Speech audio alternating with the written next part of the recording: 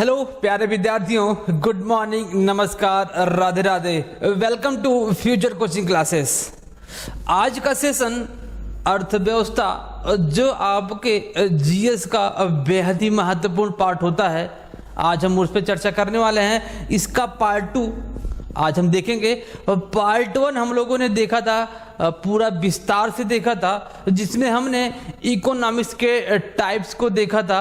Economics क्या होता है, समष्टि क्या है, व्यष्टि क्या है, हमने उसमें चर्चा किया था। और देखा था, स्टार्ट किया था हमने उस सेशन में कि अर्थव्यवस्था में क्षेत्र क्या होते हैं, सेक्टर क्या होते हैं। हमने पिछले सेशन में आपको वहाँ पर बखूबी तरीके से सिखाया था। आज हम उसी सेशन को कंटिन्यू करेंगे और अर्थव्यवस्था के पार्ट 2 में क्षेत्र के बचे हुए पार्ट को देखेंगे। बचा हुआ पार्ट मतलब बचा हुआ पार्ट क्या है? क्षेत्र को हमने 3 प्रकार से डिवाइड किया था। एक स्वभाव के आधार पर, एक शर्तों के आधार पर, और तीसरा क्या था आपका स्वामित्व के आधार पर था। ये 3 प्रकार से हमने क्षेत्र को देखा था। हमने स्वभाव के आधार पर प्राथमिक, द्वितीयक और तृतीयक को टर्शियरी और सेवा क्षेत्र के नाम से भी जानते हैं। हम लोगों ने काफी विस्तार से देखा था। अगर आप लोगों ने नहीं देखा है तो वह वीडियो जरूर देखिएगा, काफी आपके लिए हेल्पफुल होगा। ठीक है, क्योंकि प्राथमिक, द्वितीयक और तृतीयक क्षेत्र से क्वेश्चन बहुत बार पूछा गया आपके कंपटीशन एग्जाम में। ठीक है, तो चलिए देखते हैं आज के सेशन में हम क्या देखने वाले हैं। सेशन में हम देखेंगे क्षेत्र का जो बचा हुआ पार्ट है, हम उसको सीखेंगे। देखते हैं कौन सा बचा हुआ पार्ट है। टॉपिक लिखिए क्षेत्रक, जिसको अंग्रेजी में बोला जाता है सेक्टर्स। क्या बोला जाता है? सेक्टर्स बोला जाता है। सेक्टर्स को हम लोगों ने 3 पार्ट में डिवाइड किया था। 3 पार्ट कौन था सर? 3 पार्ट आपके थे। पहला आपका था स्वभाव, दूसरा आपका क्या था? शर्तों के आधार पर, शर्तों के आधार पर, और तीसरा आपका था स्वामित्व के आधार पर, स्वामित्व के आधार पर। हम लोगों ने पिछले क्लास में इस टॉपिक पे चर्चा कर लिया था तो इस टॉपिक पे हम लोगों ने चर्चा कर लिया था। लेकिन थोड़ा सा इसमें हम देखते हैं इसमें क्या हमने चर्चा किया था, क्योंकि मैं इसी से जोड़कर आगे बताने वाला हूं। तो इसमें देखते हैं हम लोगों ने क्या सीखा था। हम लोगों ने इसमें प्राथमिक क्षेत्र को देखा था। द्वितीयक में क्या देखा था? कुछ टॉपिक्स द्वितीयक में क्या क्या शामिल होते हैं। द्वितीयक क्षेत्र। तीसरा देखा था हम लोगों ने तृतीयक क्षेत्र। तृतीयक क्षेत्र हम लोगों ने देखा था। ये हम लोगों ने पिछले क्लास में इस पर चर्चा किया था। प्राथमिक क्षेत्र का मतलब होता है कि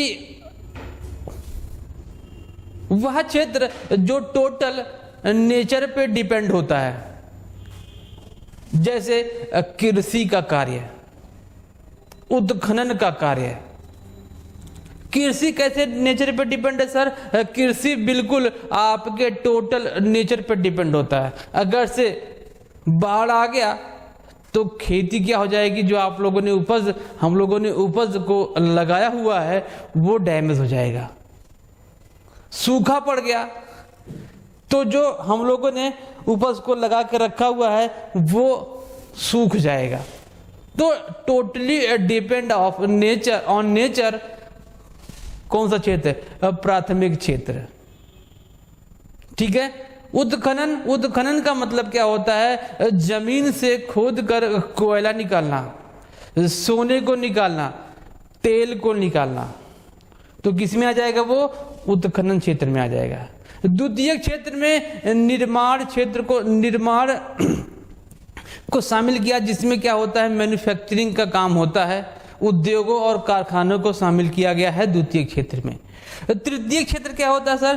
तृतीय क्षेत्र सेवा क्षेत्र होता है, जिसमें क्या होता है, केवल और केवल सर्विस प्रोवाइड किया जाता है, उसे तृतीय क्षेत्र बोला जाता है। बात समझ में आ गई? जहां पर वस्तुओं का क्रय विक्रय होगा, डॉक्टरों के द्वारा मरीजों को सर्विस प्रोवाइड किया जाएगा, वकीलों के द्वारा अपने कस्टमर को सेवा प्रदान किया जाए, सीए के द्वारा अपना अकाउंटिंग अपने कस्टमर के लिए करना, ये क्या होता है आपका? तृतीय क्षेत्र में होता है। ठीक है, तो यहां तक बात आपको समझ में आ गई थी। आज हम चर्चा करने वाले हैं शर्तों के आधार पर। सर, शर्तों के आधार पर कितने पार्ट में बांटा गया है? भाई शर्तों के आधार पर 2 प्रकार से बांटे गए हैं। कितने प्रकार से? 2 प्रकार से। देखिएगा, पहला क्या है? पहला आपका है संगठित क्षेत्र। संगठित क्षेत्र। दूसरा क्या है? असंगठित क्षेत्र।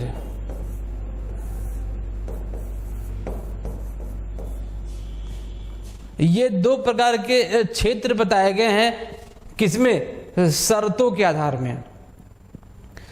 संगठित क्षेत्र का मतलब क्या होता है भाइयों? संगठित क्षेत्र का मतलब वह क्षेत्र जो सरकार के साथ पंजीकृत होता है। ठीक है, क्या होता है? सरकार के साथ पंजीकृत होता है और जिसमें रोजगारों का रोजगार सुनिश्चित होता है और क्या होता है? नियमित होता है। उसे क्या बोलते हैं? संगठित क्षेत्र बोला जाता है। सर समझ में नहीं आया? देखिएगा, समझ में ऐसे आएगा। कहा जा सकता है कि संगठित क्षेत्र में क्या होता है? जहां पर समय और वेतन, तीसरा स्थान। क्या बात समझ में आ गई? समय, वेतन और स्थान जिस जगह पर फिक्स होता है उसे क्या बोलते हैं? संगठित क्षेत्र बोला जाता है। क्लियर हुआ? कहा जा सकता है कि संगठित क्षेत्र वह क्षेत्र होता है जिसमें रोजगार के लिए एक सुनिश्चित और नियमित रूप से मजदूरों को रोजगार मिलता रहता है, उससे संगठित क्षेत्र बोला जाता है। और वह संगठन किसके साथ रजिस्टर्ड होगा? गवर्नमेंट के साथ। तो क्या कहलाएगा? संगठित क्षेत्र कहलाएगा। भारत में जितने भी सरकारी डिपार्टमेंट होगा, सरकारी जॉब जितने भी होंगे, जिसकी आप तैयारी कर रहे हैं सरकारी जॉब पाने के लिए, वह सब जितने भी सरकारी जॉब होंगे सब किस में आएंगे? संगठित क्षेत्र में आएंगे। संगठित क्षेत्र में एक और जोड़ सकते हैं, संगठित क्षेत्र में बड़े बड़े जो संस्थान होते हैं जहां पर टाइम रेगुलेशन, वेतन और स्थान फिक्स हो, वो क्या कहलाएगा? आपका संगठित क्षेत्र कहलाएगा। मैं एक एग्जांपल लेता हूं, सरकारी स्कूल ले लेते हैं। सरकारी स्कूल का टाइमिंग फिक्स होता है, वहां के टीचरों का सैलरी क्या होता है? फिक्स होता है, और वो एक स्थान होता है जहां पर उसको जाके पढ़ाना होता है और बच्चे को आके वहां पर शिक्षा ग्रहण करना होता है। तो कौन सा क्षेत्र हो जाएगा? संगठित क्षेत्र हो जाएगा। ऑर्गेनाइज्ड सेक्टर कहलाएगा वो। ठीक है, यहां तक बात समझ में आ गई। दूसरा देखते हैं असंगठित क्षेत्र। जो संगठित क्षेत्र नहीं हो वो क्या कहलाता है? असंगठित क्षेत्र कहलाता है। असंगठित क्षेत्र भारत का बहुत ही बड़ा क्षेत्र माना जाता है। 2007 और 8 का जो सर्वेक्षण हुआ था उसमें यह पाया गया कि भारत के 93% लोग असंगठित क्षेत्र से बिलोंग करते हैं। मतलब कि कह सकते हैं कि असंगठित क्षेत्र में स्वरोजगार को शामिल किया गया। सेल्फ पूंजी लगाकर एक रोजगार बनाना किस में आ जाएगा? संगठित क्षेत्र में आ जाएगा। सॉरी असंगठित क्षेत्र में आ जाएगा। बात समझ में आ गई ना। तो संगठित और असंगठित क्षेत्र में जहां पर आपका ना तो टाइम फिक्स हो और ना ही समय फिक्स हो कब काम करना है, ना तो कोई पर्टिकुलर प्लेस ही फिक्स हो कि आपको इस प्लेस पे जाके काम करना है, तो वह कौन सा क्षेत्र कहलाएगा? आपका असंगठित क्षेत्र कहलाएगा। जैसे मैं लेता हूं हमारे किसान भाई, हमारे किसान भाई कौन से क्षेत्र में आएंगे? जी बिल्कुल आएंगे आपके असंगठित क्षेत्र में। क्यों सर? इसलिए क्योंकि उनका ना तो कोई टाइम फिक्स है काम करने का और ना तो कोई पर्टिकुलर पैसा मिलने वाला है कि डेली आपको इतना पैसे मिलेगा, और ना ही कोई वेतन उनको निर्धारित है। तो हमारे किसान भाई कृषि कार्य किस में आ जाएगा? असंगठित क्षेत्र में आ जाएगा। ठीक है, बात समझ में आ गई। चलिए आगे चलते हैं, देखते हैं क्या है आपका संगठित हो गया, असंगठित हो गया। अब मैं एक एग्जाम्पल लेता हूं, आप इन तीनों क्षेत्रों में से चुनाव करिए कि किस में आता है इसमें से, और इसमें किस में आता है। जैसे मैंने ले लिया डॉक्टर को ले लिया, क्या एक एग्जाम्पल लिया मैंने डॉक्टर, क्या ले लिया मैंने? डॉक्टर ले लिया भाई। अब बताइए कि डॉक्टर इसमें से किस क्षेत्र में आएंगे? पहले प्राथमिक क्षेत्रों में कौन सी कैटेगरी में आएंगे हमारे डॉक्टर? तो या तो प्राइमरी में आएंगे कि सेकेंडरी में आएंगे कि तृतीयक में आएंगे, तो टर्शियरी में आएंगे। बताइए कौन सी कैटेगरी में आएंगे? जी सर किस में आएंगे? टर्शियरी सेक्टर में आएंगे। क्यों आएंगे? क्योंकि डॉक्टर का काम केवल इतना होता है, डॉक्टर का काम केवल इतना होता है कि वो मरीजों को सर्विस प्रोवाइड करवाएं, ना कि कोई मैन्युफैक्चरिंग करके कोई सामान दे। बात समझ में आ गई ना। तो डॉक्टर किस कैटेगरी में आ गए? टर्शियरी सेक्टर में। ठीक है, अगर डॉक्टर को एक डॉक्टर है, छोटा सा झोला छाप डॉक्टर है, तो असंगठित क्षेत्र में आ जाएंगे। लेकिन अगर वहीं सरकारी डॉक्टर हैं तो किस में आ जाएंगे? संगठित क्षेत्र में आ जाएंगे।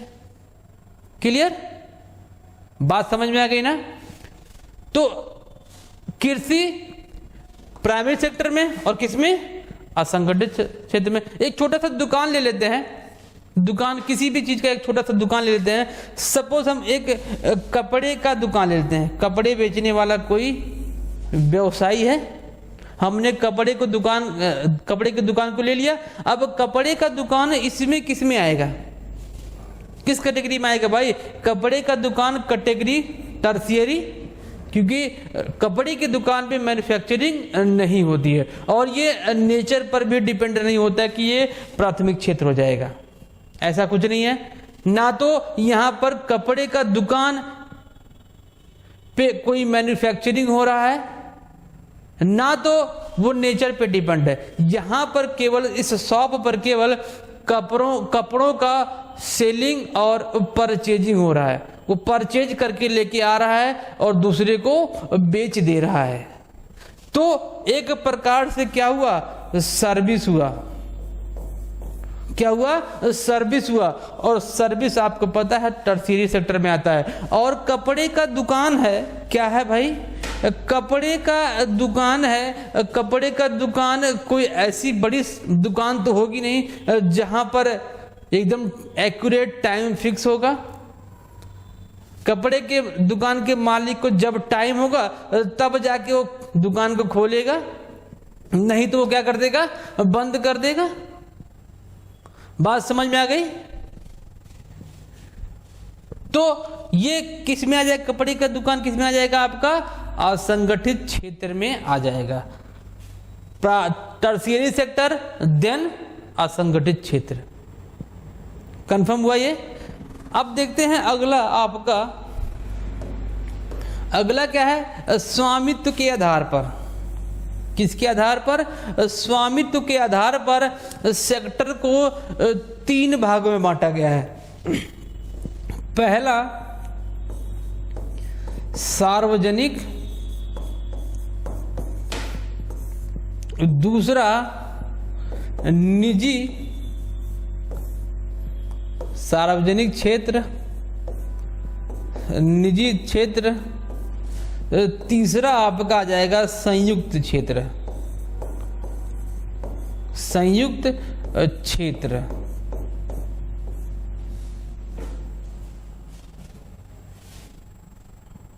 ठीक है, ये तीन प्रकार से यहां बताए गए हैं, स्वामित्व के आधार पर क्षेत्र हमारे बताए गए हैं। पहला सार्वजनिक, दूसरा निजी और तीसरा संयुक्त। ओके, चलिए देखते हैं सार्वजनिक क्या होता है, निजी क्या होता है और संयुक्त क्या होता है। सार्वजनिक क्षेत्र का मतलब वह क्षेत्र जहां पर स्वामित्व केवल किसका होगा, सरकार का होगा। जहां पर स्वामित्व किसका होगा, केवल और केवल सरकार का होगा, वो क्या कहलाएगा, सार्वजनिक क्षेत्र कहलाएगा। बात समझ में आ गई। दूसरा किसका कह रहा है कि निजी क्षेत्र। निजी क्षेत्र क्या होता है सर? निजी क्षेत्र का मतलब वह क्षेत्र जो सार्वजनिक ना हो वह निजी क्षेत्र कहलाएगा। सर समझ में नहीं आया, समझ में देखो अब आएगा। निजी क्षेत्र का मतलब किसी भी व्यक्ति के द्वारा, विशेष व्यक्ति के द्वारा अपनी स्वयं की पूंजी लगाकर व्यवसाय जब प्रारंभ किया जाता है, वह व्यवसाय क्या कहलाएगा, निजी कहलाएगा। कंफर्म हुआ ना? अब तो कंफर्म हो गया जी सर। क्या हुआ? निजी क्षेत्र का मतलब अधिकार किसका हो, किसी व्यक्ति का हो, तो वो क्या कहलाएगा, निजी। लेकिन अगर उसी व्यवसाय पर अधिकार किसका हो, सरकार का हो, तो वो क्या कहलाएगा, सार्वजनिक कहलाएगा। जब ये दोनों मिलकर, क्या सर, जब ये दोनों मिलकर काम करेंगे तो क्या कहलाएगा, वो संयुक्त क्षेत्र कहलाएगा, जिसको आज के समय में पीपी मॉडल के नाम से जाना जाता है, पब्लिक प्राइवेट पार्टनरशिप मॉडल के नाम से जाना जाता है। और यह मॉडल काफी इफेक्टिव भी होता है। क्यों? सरकार अगर से प्राइवेट सेक्टर के साथ मिलकर काम करे तो डेवलपमेंट काफी ज्यादा तेजी से हो सकता है। कैसे? ऐसे हो सकता है क्योंकि जो प्राइवेट सेक्टर के लोग हैं, जैसे हमारे टाटा भाई साहब, जियो कंपनी के जो ऑनर हैं अंबानी, उनके पास इतना ज्यादा भर मात्रा में इतनी ज्यादा पैसे हैं कि अगर वो सरकार के साथ मिलकर भी काम करें तो जो डेवलपमेंट का ग्रोथ रेट है वो जबरदस्त तरीके से बूस्ट कर जाए। क्या कर जाए? जबरदस्त तरीके से बूस्ट कर जाए। अगर गवर्नमेंट अकेले किसी काम को करती है तो उसको टाइम लगता है काम करने में, लेकिन अगर वही चीज प्राइवेट लोगों के साथ मिलकर काम करे तो वो काफी ज्यादा अच्छे तरीके से और अच्छे तरीके के साथ साथ जल्दी भी हो जाएगा, और इससे डेवलपमेंट का जो रेट है वो काफी जल्दी इंक्रीज हो जाएगा। बात समझ में आएगी ना? तो पब्लिक प्राइवेट पार्टनरशिप का मॉडल आज के समय में मोदी, हमारे जो प्राइम मिनिस्टर हैं, जिनकी पॉपुलैरिटी आज के समय में काफी ज्यादा है, नंबर 1 पे चल रहे हैं, वो इस मॉडल पे काम कर रहे हैं। वो इस मॉडल पे क्या कर रहे हैं? काम कर रहे हैं। तो पब्लिक प्राइवेट पार्टनरशिप। तो हम लोगों ने क्या देखा? क्षेत्रक को देखा। क्षेत्रक में हमने 3 प्रकार से देखा। पहला, स्वभाव के आधार पर 3 प्राइमरी, सेकेंडरी और टर्शियरी देखा। शर्तों के आधार पर देखा, संगठित और असंगठित देखा। और स्वामित्व के आधार पर हमने 3 देखा हुआ है, सार्वजनिक, निजी और संयुक्त, जिसको public private and joint venture के नाम से जाना जाता है। कंफर्म हुआ? यहां से क्वेश्चन आपके बहुत बार एग्जाम में पूछे गए हैं, तो इसको एक बार वीडियो को पॉज करके इसको क्या कर लेना है और नोट डाउन कर लेना है और इसको बार बार रिवाइज करना है। उम्मीद है कि जो एग्जाम्पल मैंने बताया है उससे आपको आसानी समझ में आ गया होगा। एक एग्जाम्पल मैं और लेता हूं, अब तीनों को एक साथ जोड़ता हूं, तीनों को एक साथ में जोड़ता हूं। देखिए कैसे, मैंने ले लिया प्राइमरी के टीचर को, ले लिया मैंने, क्या लिया मैंने, प्राइमरी टीचर ले लिया।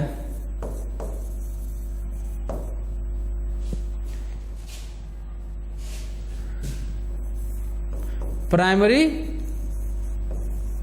टीचर्स।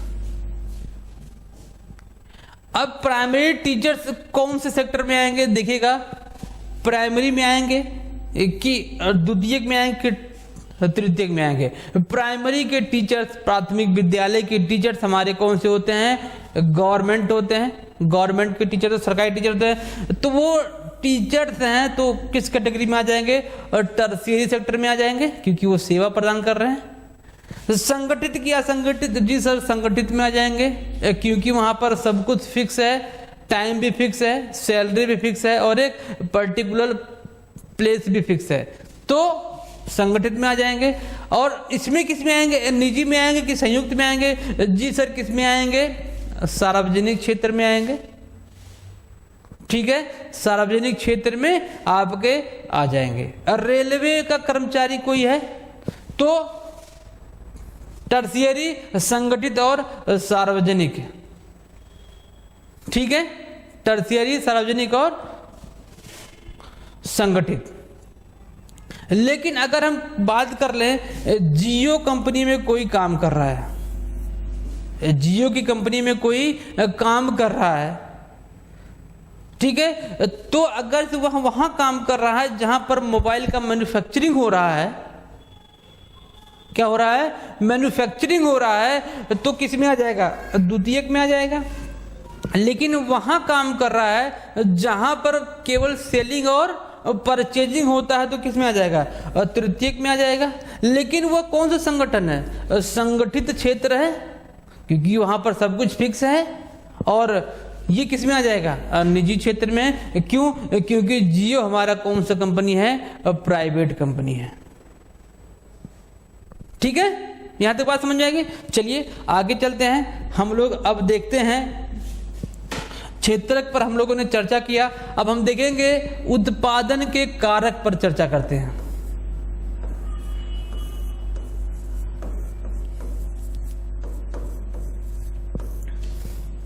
उत्पादन के कारक पर हम चर्चा करने वाले हैं। यहां से भी आपसे क्वेश्चन पूछता है कि बताइए उत्पादन का कारक कौन कौन है।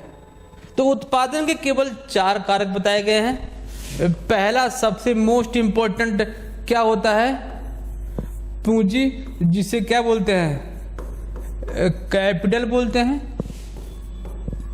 दूसरा आपका बताया गया है भूमि,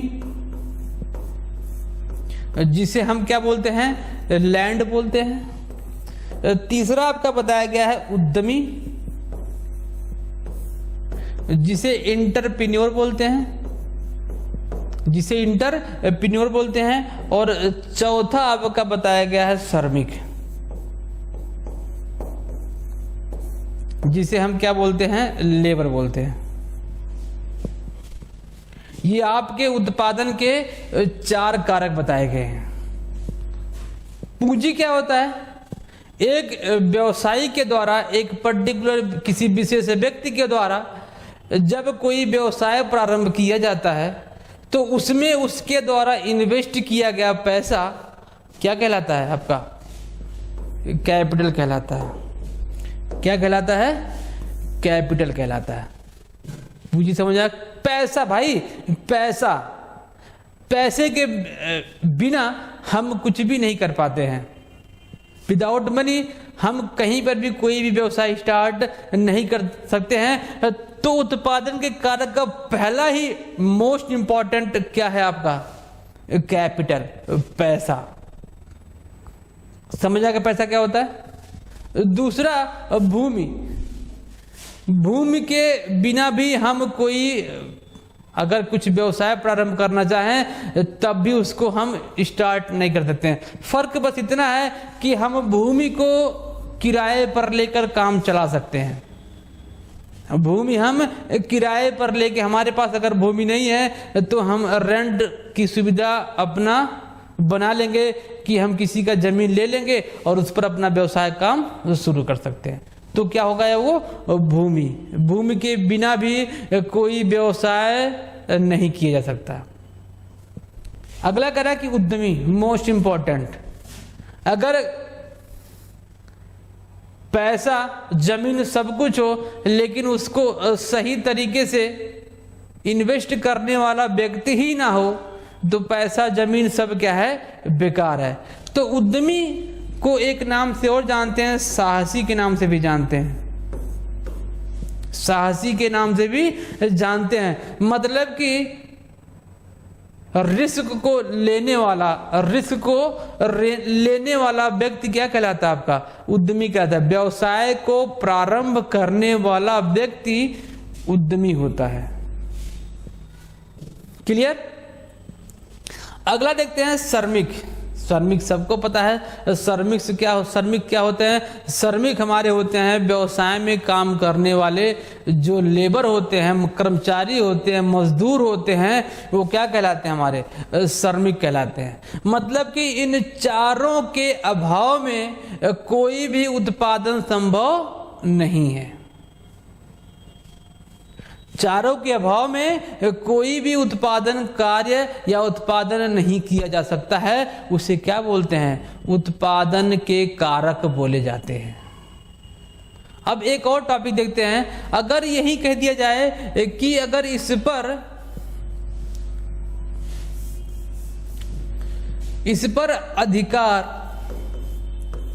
पर अधिकार किसका हो, सरकार का हो, या यूं कहें कि किसका हो, निजी हो, या यूं कहें कि संयुक्त हो। ये तीन प्रकार से हो सकते हैं। इन्हीं चारों पर, उत्पादन के कारक पर अगर अधिकार किसका हो, तो सरकार का हो, या निजी हो, किसी पर्टिकुलर व्यक्ति का हो, या दोनों का मिक्स हो, तो क्या कहलाएगा, ये अर्थव्यवस्था के प्रकार हो जाएंगे। अर्थव्यवस्था का प्रकार बन जाएगा। कैसे, देखिएगा। अर्थव्यवस्था का प्रकार, जब अधिकार इन चारों पर किसका होगा, सरकार का होगा, तो क्या कहलाएगा, वो समाजवादी अर्थव्यवस्था कहलाएगा। समाजवादी अर्थव्यवस्था कहलाएगा। क्लियर। जैसे ब्रिटिश सरकार, कौन सा देश है, ब्रिटिश गवर्नमेंट है, जहां पर टोटल अधिकार, स्वामित्व किसका है, सरकार का है। तो वो कौन सी अर्थव्यवस्था कहलाएगी, समाजवादी या साम्यवादी अर्थव्यवस्था कहलाएगी। ठीक है। अगला कह रहा है कि यदि निजी होगा तो कौन सा अर्थव्यवस्था कहलाएगा, पूंजीवादी अर्थव्यवस्था कहलाएगा। जैसे अमेरिका, यूएसए, वहां पर सरकारी चीज का कोई नामो निशान भी नहीं है। ठीक है। सब जो बिजनेस है सब प्राइवेट है। ठीक है। तो अगर से स्वामित्व निजी किसी विशेष व्यक्ति का होगा उस देश में, तो वह देश पूंजीवादी अर्थव्यवस्था कहलाएगा। पूंजीवादी अर्थव्यवस्था आपका कहलाएगा। या यूं कहें कि जब दोनों का मिक्स होगा, कुछ सरकारी हो कुछ प्राइवेट हो, तो वो कौन सी अवस्था कहलाएगी, मिश्रित अवस्था कहलाएगी आपकी।